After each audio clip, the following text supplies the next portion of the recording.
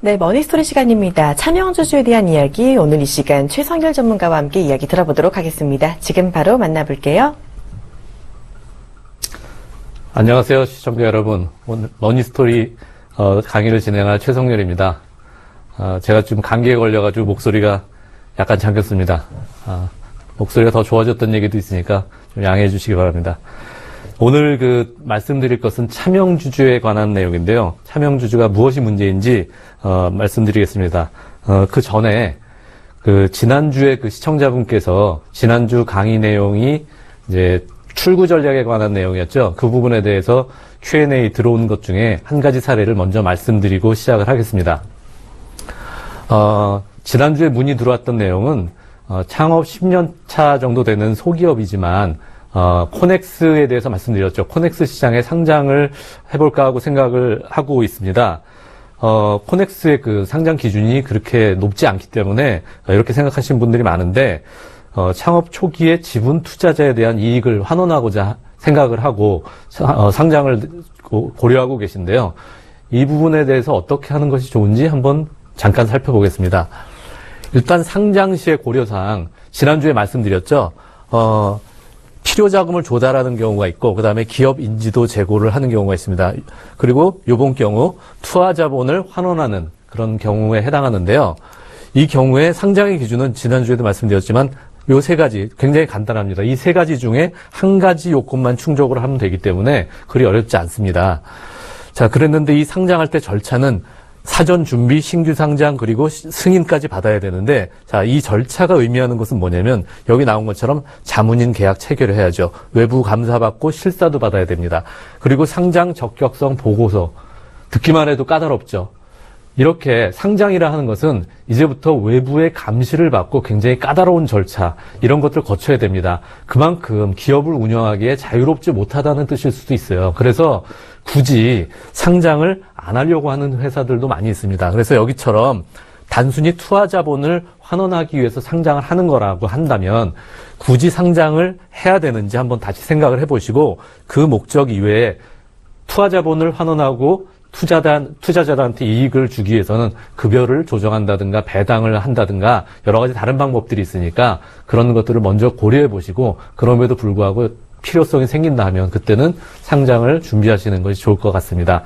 자, 이상으로 지난주 문의사항에 대해서 간단히 알아봤습니다. 자, 그럼 본격적으로 오늘 차명주주 이대로 안전한지 무엇이 문제인지에 대해서 말씀드리겠습니다. 차명주주 많이 들어보셨죠? 오히려 생소하다는 분들이 계실 겁니다. 차명 무엇일까요? 자동차 이름 아니죠? 예, 차명 계좌 들어보셨죠? 또 차명 부동산. 신문이나 언론에 굉장히 많이 오르내리는 일입니다. 다만 차명 주주라고 하니까 갑자기 생소하게 들릴 수도 있는데 이 주식에 있어서도 마찬가지로 차명이 발생할 수 있다는 얘기입니다. 주식회사 설립을 위해서 예전에 96년 9월 이전에는 7인 이상의 발기인이 꼭 필요했습니다. 주주가 7명이 있어야만 주식회사가 설립이 가능했습니다. 자, 그러면은 제가 만약에 주식회사 설립한다고 하면은 어떻게 되겠습니까? 6명의 다른 주주를 모집을 해야 되겠죠. 이제부터. 그러다 보니까 누가 하겠습니까? 안 하면은 제 배우자, 아니면 동생, 처남, 또 장인, 장모까지 온 가족이 다 동원돼도 7명 맞추기 힘들어요. 그렇죠? 애를 6을 낳을 수도 없는 것이고. 자, 이런 것들 때문에 그 당시에는 7명에 맞추기 위해서 다른 사람의 이름을 빌려서 구성 요건을 갖췄습니다. 그래서 근데 너무 까다롭다 보니까 나중에는 2000년 1월 이때는 3명 이상으로 맞췄지만 이때도 마찬가지로 주식회사 설립하는 것이 어려웠습니다. 그래서 지금 현재는 어떻게 됐습니까? 1인 이상으로 많이 규정이 완화됐습니다. 그래서 이런 경우에는 차명이라 하더라도 예전에 만든 7명의 구성 요건을 맞추기 위해서 만든 것은 차명이라 하더라도 고의성이 있었던 건 아니다. 여기서 고의성이라는 것은 나중에 말씀드리겠지만 회사의 어떤 명의를 이용해서 증여라든가 어떤 불법적인 요소들을 하기 위한 거라고 생각할 수 있는데요. 자, 그렇기 때문에 명의신탁을 간소화해서 우리 차명주주를 쉽게 정리할 수 있도록 해주자 하는 것이 이제 제도가 시행이 됐습니다. 자, 여기서 말씀드린 대로 그럼 불법적인 요소가 뭐냐면 조세 회피 목적으로 활용을 했느냐 이런 걸 따지는 거죠. 그럼 왜 조세 회피를 어떤 식으로 하느냐?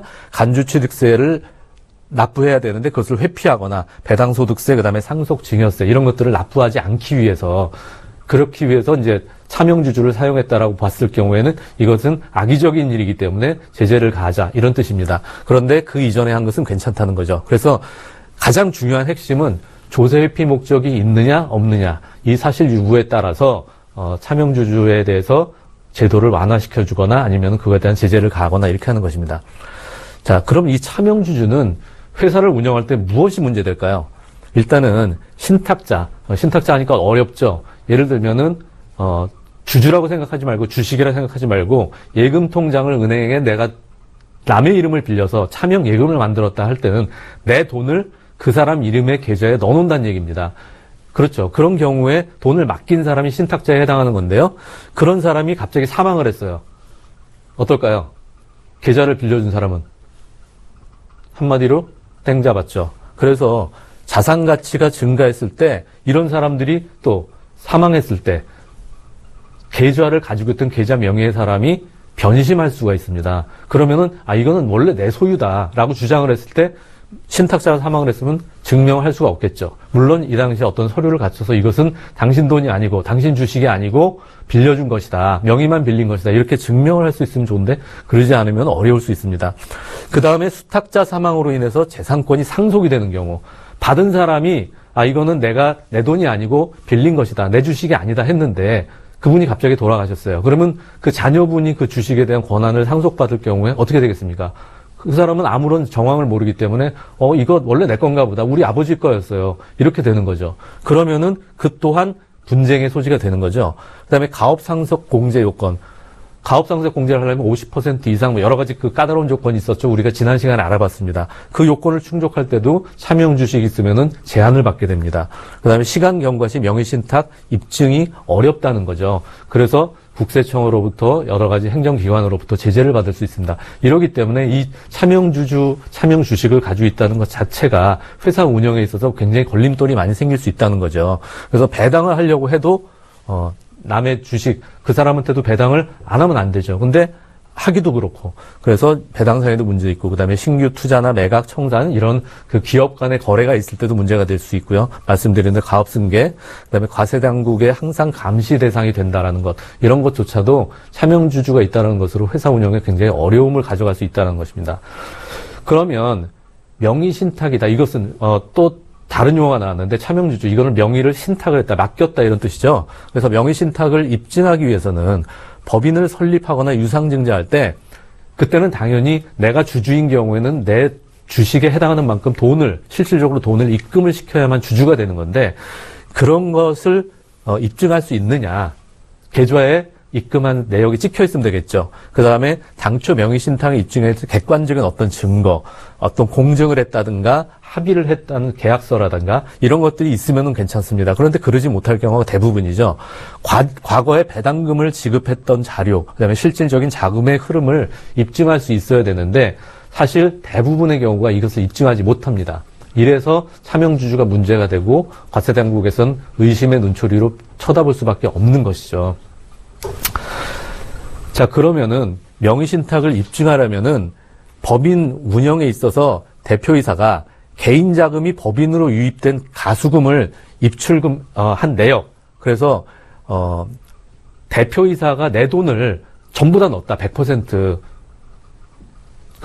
시작할 때는 자본금을 출자하게 돼 있죠. 그 자본금 100%를 내 돈으로 다 넣었다. 이렇게 입증을 한다고 하면은 차명인 사람은 돈을 입금하지 않은 게 되겠죠. 사실 무언가 입증을 하려고 그럴 때 우리는 있는 것을 입증하는 것은 되게 쉽습니다. 우리 어제 만났지. 어디서 만났으니까 몇 시에 만났잖아. 이렇게 입증할 수 있죠. 하지만 없는 거, 우리 어제 만난 적 없지. 이걸 입증하는 건 굉장히 어렵죠. 그래서 없는 걸 입증하는 건 어렵습니다. 그렇기 때문에 있는 것을 입증하기 위해서는 이런 것들을 전부 다 내역을 확인해야 된다는 거. 그 다음에 사실 확인서나 약정서 아까 말씀드렸죠. 그 다음에 실제로 이런 것을 할 때 증여세를 소유주가 납부를 했는지에는 금융자료들도 있을 수 있습니다. 그 다음에 여기 나온 것들 배당소득세, 명의신탁 해지, 법원의 판결문 이런 것들을 전부 다 통해서 우리가 명의신탁임을 입증할 수 있어야 되는데 듣기만 해도 굉장히 까다로울 정도로 어려운 얘기들입니다. 그렇기 때문에 우리가 이거는 처음부터 잘 풀어나가야 된다는 말씀을 드리는 거죠.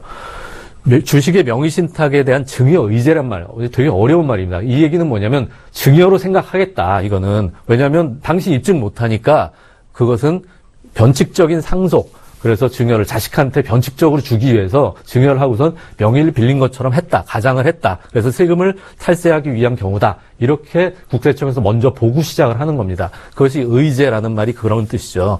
그래서 이것은 우리가 반증, 그러니까 그렇지 않습니다라고 해야 되는데 그것을 입증하기 너무 어려워서 아까처럼 서류를 잘 갖춰야 된다는 말씀을 드리는 거죠. 명의신탁을 그러면은 이렇게 돼서 어찌됐건 왔는데 명의신탁 주식을 해결할 수 있는 방안은 뭐냐? 자, 명의신탁 주식을 조세 회피 목적이 아니다라고 증명을 하는 경우가 있고, 또 하나는 이 부가 제척 기간이 있습니다. 이거 15년이죠. 상당히 길지만 이 기간이 이미 지난 것에 대해서는 국세청에서 더 이상 따지지 않겠다는 거죠. 그래서 만약에 그런 경우에는 우리가 명의신탁을 해지할 수 있도록 해주겠다. 쉽게. 그 다음에 이 경우에는 주가 상승분이 많을 경우에 그 가치가 높을 때는 이런 경우를 사용해야 되겠죠. 그 다음에 명의신탁 간소화 방안이라고 해서 2002년 7월 23일 이전에는 이전에 이렇게 명의신탁이 됐던 경우에 대해서는 우리가 쉽게 간소화해서 정리할 수 있도록 해주겠다는 거죠. 그 다음에는 실질적인 거래, 실질적으로 이제는 그럼 주고받고 하자는 거죠. 그래서 매매나 증여를 통해서 그래서 명의신탁 주식을 해결할 수 있는 겁니다. 그럼 조세 회피 목적이라고 생각되는 경우는 뭐냐? 타인의 명의로 재산에 등기를 하거나 또 실소유자 명의로 유예기간을 줬는데도 불구하고 안 한 경우, 그래서 조세 회피 목적이 있다는 것을 스스로 입증하지 못하는 이런 모든 경우에는 실제 조세 회피를 위해서 목적으로 이 명의신탁을 했다라고 볼 수 있는 것이죠. 이것은 조세 심판에 이런 규정이 있기 때문에 정확하게 알고 계셔야 되는 거죠. 명의신탁을 해지하는 절차는 그리 어렵지는 않습니다. 제일 어려운 건 뭐냐면 증빙하는 거죠. 명의자로서 등기나 등록이나 명의개설을 했다라는 것을 증명을 하는 경우에는 쉽게 환원을 할 수 있습니다. 그런데 그러지 못할 경우에는 실제 소유자가 명의신탁을 약정했는지, 그러지 않으면 전부 다 증여로 간주를 하겠다, 이런 뜻이죠. 그래서 이런 경우에는 조세회피 목적이 있다라고 보는 겁니다. 그래서 이 절차는 간단하지만 가장 중요한 것은 증명을 해야 된다. 자, 그러면은 명의신탁을 해지할 경우에는 증여세를 부과를 해야 되고, 그 다음에 그러지 못했을 경우에는 증자, 우리가 회사에 그 자본금을 늘릴 때마다 증여세를 갖다 또 추가 과세를 해야 되는 문제도 있고, 소득세를 그거에 따라서 배당을 하게 되면 배당에 대한 소득세를 계속 부과를 하게 됩니다. 이 모든 것을 다 감수해야 되는데 법인이 의미가 없는 어떤 차명의 계좌를 주식을 가지고 있으면서 이 모든 것을 부담하기에는 어렵게 되겠죠. 그리고 또 실소유주가 아닌 명의만 빌려준 사람이 자기한테 세금 내라고 하면 좋아할 사람이 없겠죠. 그래서 이것은 빨리 정리하는 것이 좋을 것입니다. 명의신탁을 해지하는 경우에는 뭐냐면, 최초의 명의신탁은 처음에는 당연히 이것은 내가 죽음을 납입하고 가져간 주식이 아니기 때문에 증여로 간주를 하고 증여세를 과세해야 됩니다. 그 다음에 증자를 할 때도 마찬가지죠. 증자를 누가 했나요? 그 명의자가 하지 않았겠죠. 나는 이름만 빌려준 건데, 그럼 회사가 증자를 하면서 이 사람 부분에 대한 것도 증자를 했는데, 그것도 마찬가지로 회사가 이 명의자한테 자금을 증여한 게 되겠죠. 그래서 그거에 따라서 증여세를 과세하게 되는 겁니다. 그 다음에 배당, 말씀드린 대로 이거 배당을 명의만 빌려준 사람 받을 자격이 없는데 그걸로 인한 소득은 계속 발생한 거로 되겠죠. 근데 이거는 뭐가 되냐면 전부 다 증여세, 소득세 누가 내나요? 명의를 빌려준 사람한테 과세 책임이 있습니다. 그러니까 이름만 빌려주고 물어야 될 대가치고는 너무 큰 거죠. 그러니까 빨리 정리를 하지 않으면은 계속해서 문제가 생길 수 있다는 겁니다. 아니면 어떻습니까? 회사가 이런 행위를 하지 못하겠죠. 증자를 한다든가 배당을 한다든가 이런 행위를 하는데 자꾸 제한이 생기게 되겠죠. 그래서 누구나 자유롭지 못하기 때문에 빨리 차명에 대한 것은 정리를 하고 가는 것이 좋겠다는 거죠. 그래서 만약에 명의신탁을 입증을 잘해서 해지하게 되면은 특별한 과세가 없기 때문에 그런 출구를 열어준 겁니다. 관청에서도. 그래서 당초 명의신탁된 시점에서는 증여세가 가산되고 여러 가지 상증법상 평가 방법을 통해서 증자를 하거나 배당을 할 경우에는 그거에 따른 소득세를 과세하게 되는 거죠. 그다음에 증여자는 마찬가지로 무조건 연대 납부 의무가 있습니다. 그래서 부가제척 기간은 15년이니까 상당히 기니까 정리를 하는 것이 좋습니다. 실질거래 방식을 통해서 실제로 양도가액의 문제나 그다음에 주식 가치가 상승에 따라서 양도소득세를 당연히 합니다. 처음에 내가 명의를 빌려줄 때는 내 주식이 한 1,000만 원 정도 했어요. 그랬는데 나중에 올랐습니다. 5천만 원으로 올랐어요. 기업이 성장하니까. 그럼 어떻습니까? 나중에 이거를 내가 회사에다가 할 때는 팔아야 되는데, 그럴 땐 양도세, 4천만 원에 대한 양도소득세가 부과되겠죠. 그것도 억울한 경우가 될 수 있는데, 실제 내 돈이 아닌데, 그 다음에 거래대금을 소명을 해야 돼요. 예를 들어서 이제 이것은 증여다 해가지고 그냥 준 거니까 도로 받아오면은, 혹은 그 대금을 지불을 하게 되면은 회사가 그 대금을 어떻게 지불합니까? 내 돈을 가지고 내나요? 그러지 않습니다. 회사가 또 줬겠죠. 그것이, 그 돈이 어디서 났느냐는 또 자금, 거래대금을 소명하는 출처 문제가 생길 수 있습니다. 매매가액이 시가 대비해서 지금 현재 5만원짜리 주당, 5만원짜리 주식을 뭐 1,000원, 2,000원에 증여하거나 양도를 했다 하면은 저가로 이제 증여나 양도를 하게 되니까 과세관청에서 여러 가지 문제를 삼겠죠. 그 다음에 간주취득세. 그래서 양도를 했을 때 이것은 또 과점주주가 있을 경우에는 간주취득까지 연결이 됩니다. 그러니까 여러 가지로 문제가 많습니다. 그래서 과점주주면 법인 설립 시부터 과점주주는 상관없으나 이제 중간에 나중에 나오겠지만 50% 이상 넘어간 과점주주인데 이 경우에는 취득세를, 간주취득세를 또 부과하게 돼 있기 때문에 여러 가지로 이중적인 과세 문제가 발생할 수 있습니다.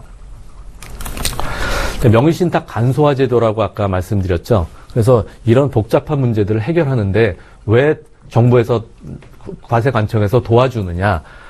처음부터 이 명의신탁이라는 것은 내가 원해서 했던 게 아니라 그 당시엔 법이 그랬기 때문에 7명, 발기인을 7명을 가져가는 것 때문에 내가 사돈의 8촌까지 다 동원을 해서 주식회사를 만들었기 때문에 좀 그거에 대해서 양해를 해주겠다. 그래서 간소화. 그것을 어떻게 입증을 하면.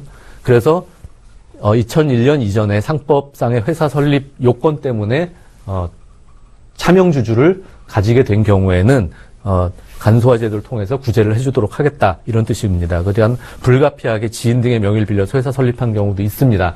혹은 그런 경우도 있습니다. 동업을 하기로 해가지고 시작을 해서 어떤 사람은 출자를 하고 어떤 사람은 자기의 그 무형의 가치, 예를 들어서 영업이나 혹은 뭐 기술력이나 이런 걸 통해서 지분을 인정받아서 시작을 했는데 그분이 퇴사를 하거나 어떤 이유로 그 가치를 행사할 수 없는데 지분은, 서류상의 지분은 남아있는 경우가 있을 수 있습니다. 물론 특수관계인일 수도 있고 아닐 수도 있는데 이런 경우에도 마찬가지로 차명이, 그래서 지금도 법이 완화되고 1인 이상 설립이 가능하지만 지금도 이 차명에 대한 얘기는 계속 존속할 수 있는 그런 이유가 되는 거죠. 그다음에 명의수탁자하고 마찬가지로 불협화음, 그런 얘기가 되겠습니다. 서로 사이가 안 좋아졌어요. 그래서 그런 경우에도 이제 서로 주고받고 해야 됩니다. 내 거다라고 주장하기 전에. 그래서 빨리 정리를 하는 것이 좋다라는 거죠. 그래서 그 다음에 중소기업이 요즘 가장 화두가 되는 것은 가업 승계입니다. 최근에 지난 시간에도 우리가 말씀드렸지만 우리나라는 굉장히 오랜 동안에 유지됐던 회사가 많지 않습니다. 그래서 그 가업 승계를 해야 되는데 거기에도 걸림돌이 생길 수 있습니다. 그래서 명의신탁 주식은 실제 소유자를 확인한 다음에 그거에 대해서 간소화시켜서 해주겠다라고 하는 것이 2014년 6월부터 실행이 됐습니다. 그래서 여러 가지 제도적인 보완이 많이 돼 있으니까 충분히 활용을 하시고 그거에 대해서 사전에 준비를 하시는 것이 좋을 것 같습니다. 자, 이상이 오늘 드리고자 하는 내용이 강의 내용이었는데 여기서 꼭 준비해야 될 것은 뭐냐면 이런 것에 대한 입증, 그러니까 계좌라든가 그다음에 명의라든가 또 계약서 이런 걸 통해서 우리가 얼마만큼 이 제도를 갖다가 잘 활용을 하고 입증을 할 수 있느냐 이런 것에 대해서 꼭 염두에 두시고 이 제도를 활용하시고 그다음에 회사 운영에 참고하시는 것이 바람직하다고 볼 수 있겠습니다. 이상으로 오늘 강의 마치도록 하겠습니다.